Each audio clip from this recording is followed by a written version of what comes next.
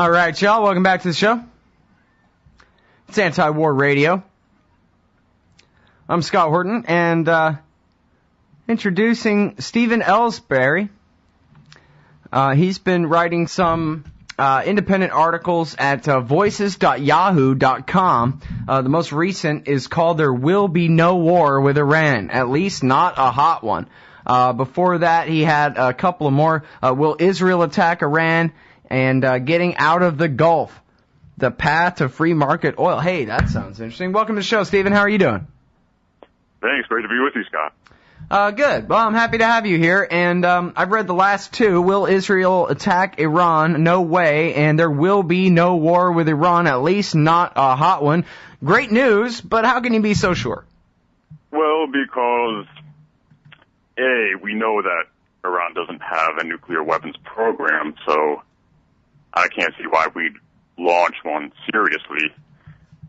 Sure, there's a lot of public rhetoric that says that they're a menace, that they're going to nuke Israel and even the United States, but at the upper echelons, they know this is just a falsehood. Well, now, you pointed out that there's this Haaretz piece from back in 2005, or at least, I don't know when the Haaretz piece is from, pardon me, but at least that they ruled out that the WikiLeaks show, I guess it's from last year or something, the WikiLeaks show that the Israeli government decided, I guess back in the Olmert years, that there's no way that they could have a war with Iran themselves anyway, right? Exactly. Yeah, the program was too widely diffused, they said, and so they dropped the military option way back then. And that would also be my second reason why I don't think there'll be a war, because, well, it's been dropped all along. Well, you know, for all the threats and talk, it sure has amounted to be nothing but a bunch of boy crying wolf, you know, for the last, I don't know, 7-8 years at least. However, if Israel, I mean, that Haaretz piece, it says that they dropped the idea of being able to wage the war themselves, but then again, we've known all along that they've known all along that they need us. But can't they count on us, or at least can't they count on the fact that if they started dropping bombs on Iran, that Iran would hit American assets in the Gulf, and then America would have to join the fight? Isn't that the danger that Netanyahu will drag us into this thing, whether the president and his men want it or not? That's true, and there's also the danger that he could also risk rupturing the special relationship if he drags us reluctantly and unwillingly into another war. Well, but that's unlikely. I don't know. I think they could get us into 5 more wars and we'd never lose that special relationship. Not as long as John Hagee's vote matters in the Republican Party and New York City's in the Democratic one. Yeah, and there's also the risk of tanking the world economy again. Well, why don't you talk a little bit more about that? Because, of course, you know, it's a weird thing. They build up Iran to be this giant threat, and yet the reality is that they're a crappy little fourth world nation. So that's one of the reasons to not have a war with them. But also, I guess that could cause one to doubt that a war against them would have consequences that bad worth avoiding. You know, why not have a war? Sometimes they're fun. Sometimes, yeah. Yeah, maybe it'll make up for the bad time we had in Iraq, you know? And then it'll be okay that Iraq is controlled by Iran, because then Iran will be controlled by pro-American stooge puppets like back in the days again. Yeah, speaking of that, it's possible that Israel would reach an understanding or a détente with Iran, even with the current regime, because they were pretty friendly during the 80s, and they lost that during the 90s and beyond, and I don't think they'd mind getting that back, so I don't think they'd be willing to wage another war and weaken Iran too much so that they lose that balance of power in the region. There's the whole periphery doctrine aspect of it. Yeah, a very good point. But now please elaborate a little bit about the economic consequences, because I have to say, Stephen, that I agree with you in that, you know, even though the threats of war seem to be, you know, as loud as always, at least coming from Israel, my gut tells me that they really don't mean it. that maybe back, I don't know, 6, 7 years ago, they thought that they could get away with it, that it would work out, something like that, a little bit of this neoconservative optimism that has since evaporated, and that pretty much everybody now knows what you're about to say about what a war with Iran would really mean for American interests in the Middle East, for the global economy, et cetera, et cetera. So why don't you talk a little bit about that? Okay, well, as for the economic consequences, we all know that if the Strait of Hormuz is closed, there goes a fifth of the world's oil, and what that would do to India and China, first and foremost, and us too.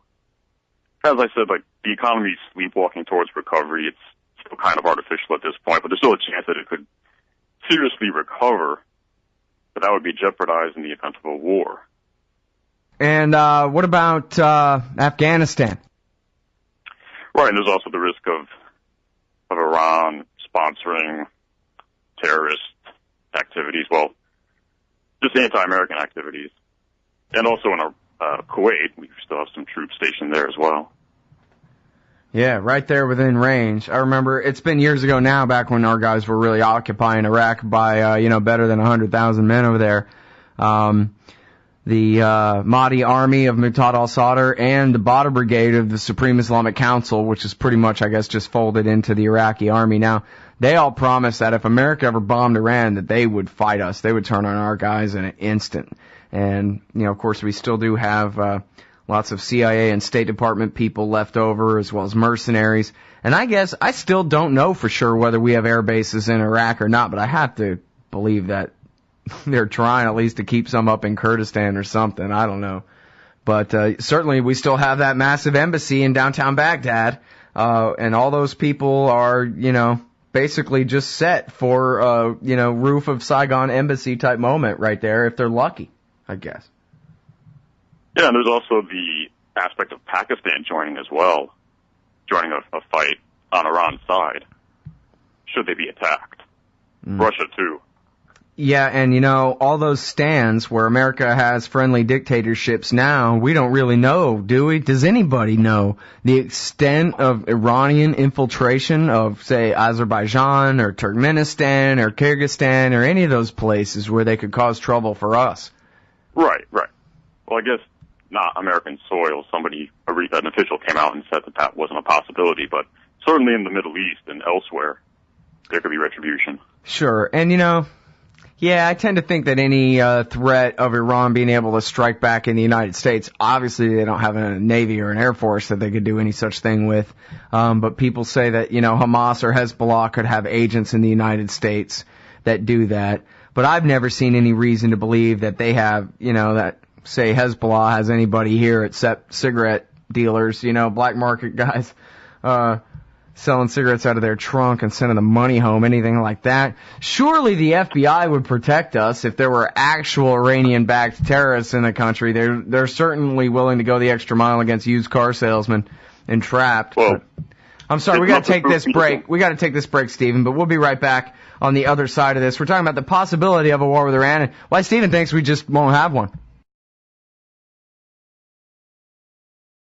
All right, y'all, welcome back to the show.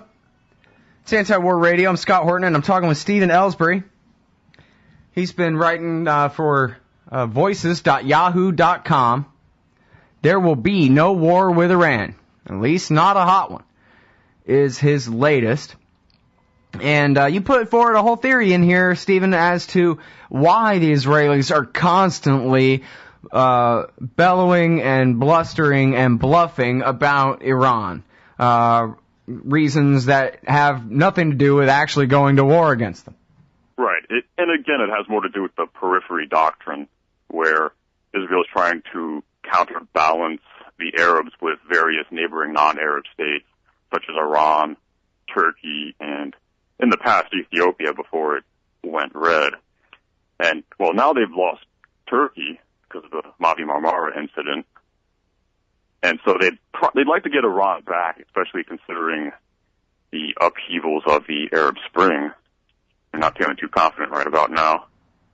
Well, because they used to get along just fine back in, are you saying The 80s when they were secretly selling weapons to him, or the 70s back when the Shah was a friendly sock puppet of America and Israel?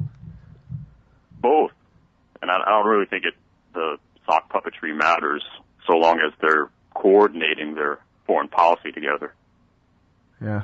So do you think really that this whole thing that, I don't know, for example, that the Americans and the Iranians are talking to each other and kind of planning this out? Hey, come spring, we're going to beat our chest a little bit, and then you guys beat your chest back, and then we'll drive up the price of oil a little bit, and we'll lead them on for another year, or what's going on here exactly, you think? Sure, I mean, that's what those sanctions seem to be doing. They're aiding the regime, and the deleterious effects are left upon the population. So there does seem to be a bit of a back-channel dealings going on. Mm-hmm. Certainly, if unacknowledged. Well, now, it certainly is the case that, well, I don't know what's certainly the case. Well, here's what's certainly the case. The neocons always pushing for war with Iran. Joshua Moravchik had a piece years ago, not too many, called Operation Comeback, and it was, us neocons have been completely disgraced. Well, here's how we can make our comeback. We'll put America into a war with Iran, and then we'll lead it because we're so great, or whatever. And, those guys really push the Weekly Standard, the National Review. They're always in favor of war with Iran, the Foreign Policy Initiative and the Emergency Committee for Israel. Are they part of just a big bluff, you think? Or maybe they're not, they're kind of just operating according to their own interests rather than, in exact conjunction with the Israeli government, or what do you think? There's a bit of that going on. Self-interest, job-seeking, job-maintaining in this case. It's like when Danielle Pletka said the real reason that a nuclear Iran would be so bad was because that they wouldn't use a nuke, not that they would. Right. And so, it would discredit them completely from then on, and, well, I don't see why they're not discredited already. Egregious failure all around. Yeah, that was funny. She really shouldn't have said that. I wonder if she got scolded. It was a very rare moment of candor on the neocons' part. Yeah, that's what they call a gaffe, when someone with political power accidentally tells the truth. Oops. Yeah, it turns out they're not a threat. The threat is that they're not a threat. Oh, really? Oh, okay. And there's also that, I cite a piece by Jeffrey Goldberg, and he seems to concede that, yeah, the bluff theory is a possibility because a senior Israeli official told him as much. Right, and now that was, the piece before the last big one, right? It wasn't the one that got all the attention. Right, and there's also that INSS report that I referred to back in my previous piece to this one. Yeah. You could add that to the reasons why there won't be a military option happening. Not this year or next year or possibly ever. Well, now, I can see, though, when they leak things like Netanyahu fears that once the Fordo facility is up and running, that if they did ever embark on a crash program to produce weapons-grade uranium and to make a nuclear bomb, that they could do it at Fordo and that you wouldn't be able to do a thing about it from the air. That and basically Israel wouldn't be able to do a thing about it at all. That America would have to go in there and, drop in paratroopers or whatever to take the place out, or tanks or God knows what, in order to get the job done. And so we gotta stop them before the Fordo facility is completely up and running, that kind of thing. Now, obviously, okay, it makes for a great talking point, it makes for a great line in the script, but I could also see why, from Netanyahu's point of view, if I try to put myself in his shoes, why he would really think that, and really think that the Fordo facility could be a major problem if he's suspicious that they really do mean to make nukes once they think that they have all of their technical ducks in a row. So, I wonder, what about that? These red lines. Are there no red lines? What if they actually withdrew from the NPT and started making nuclear weapons? You think Israel would bomb them then, or they would basically understand that they're just going to have to put up with it? Right, yeah. In the event of their pursuing an actual nuke and taking out the inspectors, yeah, then there would be military action. Yeah. But that's why I call this whole thing like a pseudo-Cold War, because one side doesn't have any nukes. Right. Yeah, well, yeah. And we've known that they're not making them. I mean, that's the whole thing, is even though the common narrative is that, oh no, they're making nukes and they're going to wipe Israel off the map and whatever, anybody who actually has any real political power knows that that's not true. Right, so this is all about stopping the civilian program. And this goes back to keeping Iran weak but not too weak, so that they realize that they need a partner in Israel in the larger scheme of things. Well, Trita Parsi was on the show yesterday, and he was saying that, his more positive spin on what just happened with Netanyahu and Obama is that when Obama said that the red line is them making a nuclear bomb, on one hand, he's saying for certain we would go to war if they ever started to try, it sounds like. But what he's also saying, the flip side of that, is that he's basically, again, implicitly, just like he did back in 2009 with the fuel swap deal and all that, he's basically implicitly accepting Iran's enrichment of uranium, which is contrary to the UN resolutions, which say that they must stop enriching altogether, and contrary to Bush policy, which was they must stop enriching altogether. He is sort of tacitly accepting you can make your fuel for your electricity and medical reactors, just don't make bombs out of it, and we'll be all right. You think you have much hope that they could work out a deal that actually says that on a piece of paper somewhere, that we could put this theater behind us then, if we're not going to actually have a war? It sure would be nice to stop having the threat of it all the time. I certainly hope so. I mean, yeah, for the longest time they were trying to cease all enrichment whatsoever, and the reason they wanted to do that was because then Iran could export all its domestic oil. They wouldn't need to use that as a domestic source. They could rely on nuclear energy, and of course, the effect that would have on the worldwide market, drop the price of oil. Right. And which is sometimes what the empire wants and sometimes not. I guess that's the magic, is timing your oil policy with what Washington wants. And it's interesting because back in the 70s, their nuclear program was no issue. We were assisting them. And yeah, people like Kissinger and Rumsfeld who were involved with that. So it's not so much the fact that they have nuclear energy, it's that they're independent. Right. Well, I guess the Israelis at least used to say that having a nuclear program at all is tantamount to having a nuclear weapons program. It's all the one big same difference, even though the reality, of course, is not that way. You could see how somebody could craft a policy around that premise anyway. And, after all, here's a flaw in your argument that I kind of left out, which is, I thought Robert Baer made a good point on TV when he said that when the Israelis are sending the Mujahideen cult, communist terrorist cult, around assassinating scientists, that cannot, and they know that cannot actually degrade Iran's nuclear program. They're trying to provoke the Iranians into doing something stupid. That's how terrorism works. The action is in the reaction. They're trying to bait the Iranians into attacking the United States in the Gulf in order to get us into a war, Robert Baer said on TV. And that sounded right to me. What do you think about that? Exactly, yeah, I agree. And there's also, going back to that meeting with Netanyahu and Obama earlier in the month, it's possibly being about stopping our outing of their activities in that regard. Like the MEK in Jindala. Right.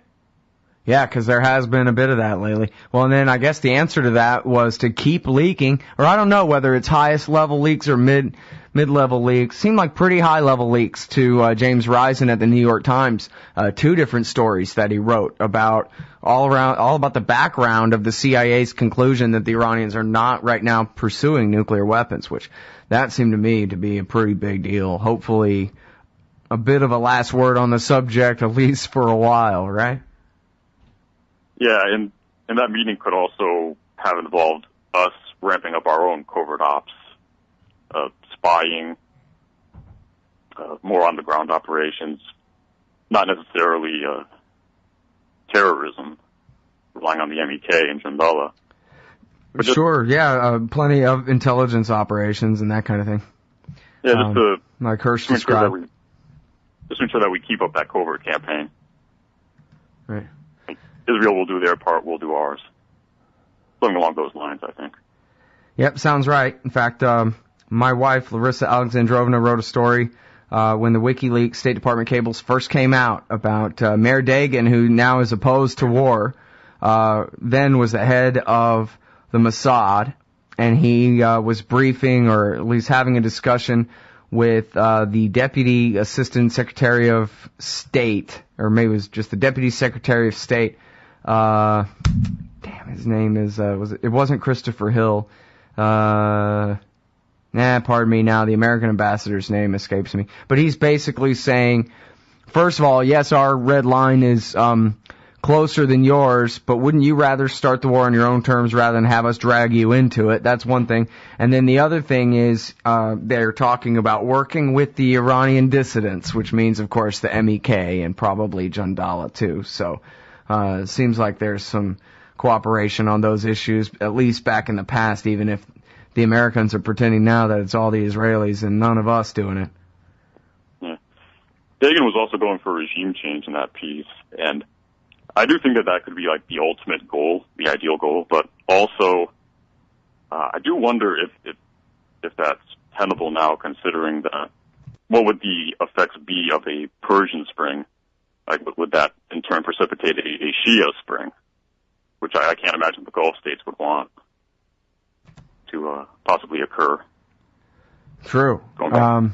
Yeah, I mean, that could be a real problem for them. I mean, well, they got Iraq sewn up, but not so much Bahrain, not so much northeastern Saudi Arabia, where the Shiites live and where all the oil is. And it was Nicholas Burns was the name of the State Department flunky I was trying to think of there.